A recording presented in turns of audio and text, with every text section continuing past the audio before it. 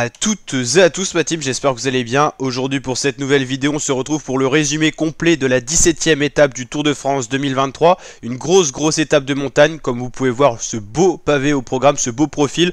165,7 km au programme, reliant la ville de Saint-Gervais-Mont-Blanc à la station de Courchevel, 2000 mètres d'altitude. Pour passer aujourd'hui sur le toit du Tour, le col de la Lose qui culmine à 2304 mètres d'altitude, le plus haut sommet arpenté sur ce Tour de France 2023.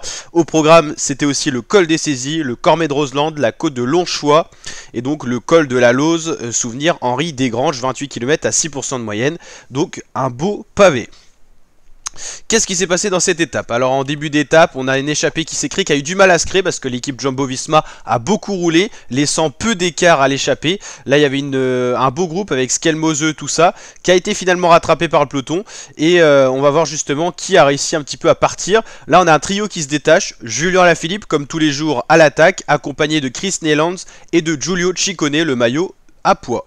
Derrière on a toujours Skelmose à l'attaque, il veut certainement aider Ciccone à garder son maillot à poids, accompagné de 3 autres coureurs. On va justement essayer d'identifier tous ces coureurs. Derrière on l'a dit, la Jumbo-Visma roule avec toujours un étonnant Christophe Laporte qui s'est transformé en vrai équipier de maillot jaune, en vrai équipier grimpeur quasiment sur ce Tour de France, avec une équipe Jumbo quasiment même au complet autour de Jonas Vingegaard, le maillot jaune, qui je vous le rappelle lors du contre-la-montre a conforté son avance vis-à-vis du maillot blanc Tadej Pogacar.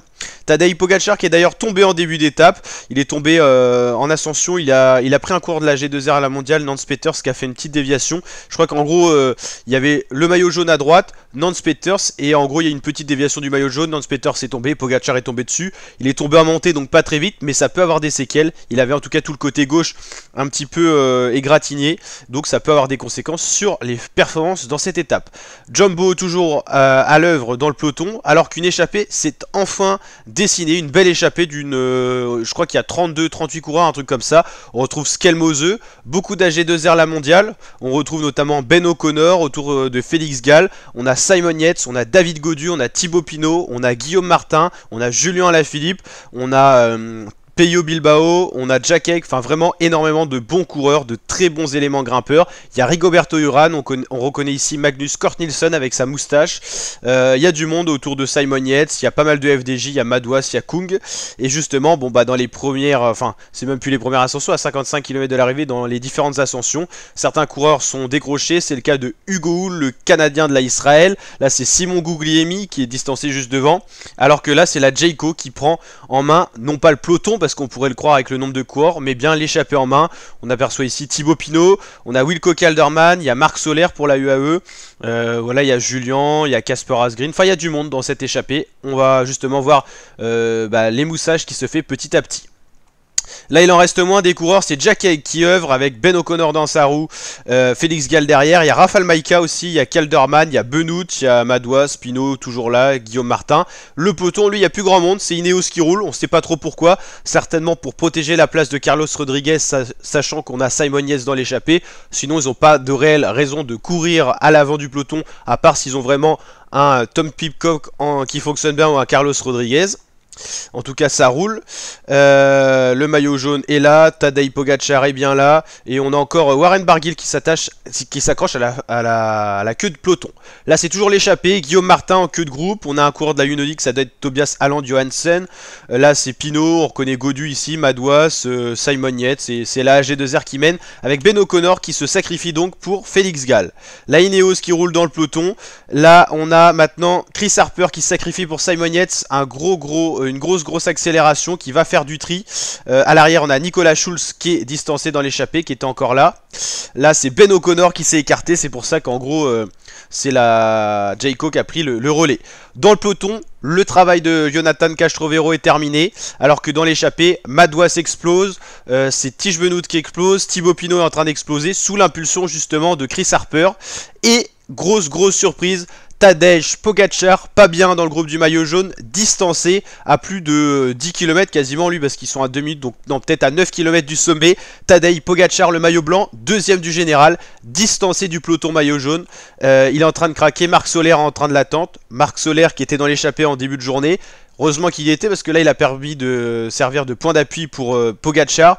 Adam Yates doit déjà être au courant de la part de son équipe que Pogacar n'est pas en forme.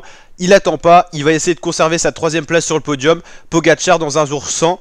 Dès que la Jumbo l'a su, Sepkus s'est mis à l'ouvrage en peloton et Vingegaard dans la roue, ça va essayer de définitivement larguer le Slovène. Vingegaard qui n'en croit pas ses yeux, qui va se retourner pour regarder ce qui se passe, mais Pogacar est bel et bien plus dans le peloton. Le maillot blanc est en difficulté, il vient de perdre 10 secondes en un rien de temps. Le déboire va être lourd à l'arrivée, peut-être 4-5 minutes, on va voir tout ça. Benoît qui s'est fait rattraper ce qui était dans l'échappée, reprend un relais dans le peloton, alors qu'à l'avant, ça s'attaque, c'est Félix Gall qui est parti tout seul, poursuivi par Chris Harper, Simon Yates et Rafał Majka, c'est les plus forts, plus aucun français, David Gaudu a explosé, Pello Bilbao qui était dans l'échappée a explosé, tout le monde a explosé, Félix Gall qui est parti tout seul et qui a déjà plus de 27 secondes sur son poursuivant qui est en l'occurrence Simon Yates. Vingegaard lui il a explosé tout le peloton, il est en train de reprendre Wilco Kelderman qui lui repasse un relais, 1,55 de la tête de course. Vingegaard peut encore potentiellement peut-être revenir, ça sera compliqué quand même sur cet homme, Félix Gall qui est parti tout seul, l'Autrichien de la AG2R La Mondiale, l'équipe de Vincent Navenu. Qu'est-ce qui se passe là? C'est toujours Tadej Pogacar qui est pas bien, un jour sans, il monte un côté humain Tadej Pogacar aujourd'hui, Marc Soler qui est obligé de se retourner et de l'attendre, c'est le jour sans de Tadej Pogacar, faut savoir qu'en début de saison, même avant la préparation du Tour, il s'était cassé le poignet sur une course, il a eu un entraînement un peu spécifique, et bah là il tombe en 3ème semaine sur un gros jour sans. Hier c'était pas un jour sans, c'est juste Vingegaard qui a survolé le contre-la-montre. On en a d'ailleurs parlé en vidéo lors du résumé, mais également la vidéo où on a parlé des watts et tout ça. C'était pour voir un petit peu la performance de Vingegaard et tout ça. Mais aujourd'hui Pogacar connaît son premier jour sans. À l'avant, ça joue la victoire d'étape. C'est Félix Gall qui est bien lancé pour aller chercher la victoire en haut de l'Altiport. Simon Yates est là, mais la distance sera trop longue pour Simon Yates pour aller chercher Félix Gall qui l'aperçoit.